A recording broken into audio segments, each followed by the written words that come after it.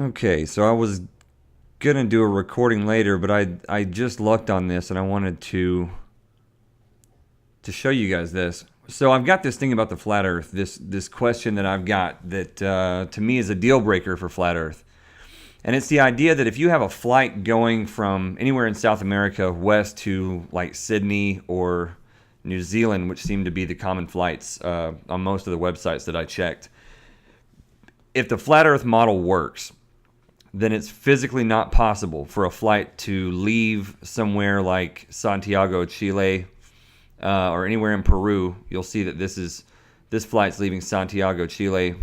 It's a Qantas flight, by the way.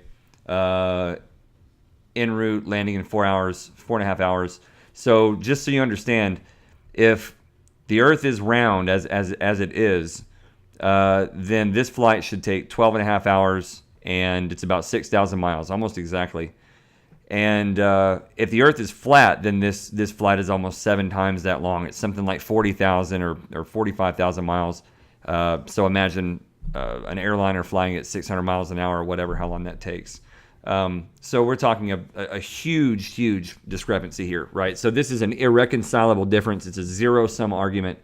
If this flight is real, if Qantas, one of the biggest airlines in the world, huge airline, been around forever, one of the safest airlines out there, Qantas 28, if this flight is real, the Earth is a sphere, and there's no way around this.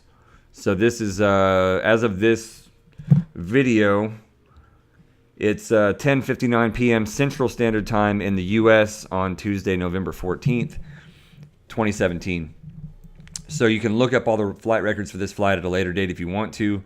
But if this question doesn't get asked going forward on every podcast every podcast interview that ever happens about flat Earth, excuse me, then you guys are failing at this. Oh, I want to make a correction. Earlier I said this was a 6,000 mile flight because I used numbers I pulled the other day from Santiago to New Zealand. So it's about 1,000 miles closer than Sydney, Australia, where this flight's headed. So correction there, 7,000 miles at 554 miles per hour altitude, 31,000 feet. It's actually 7,054 miles.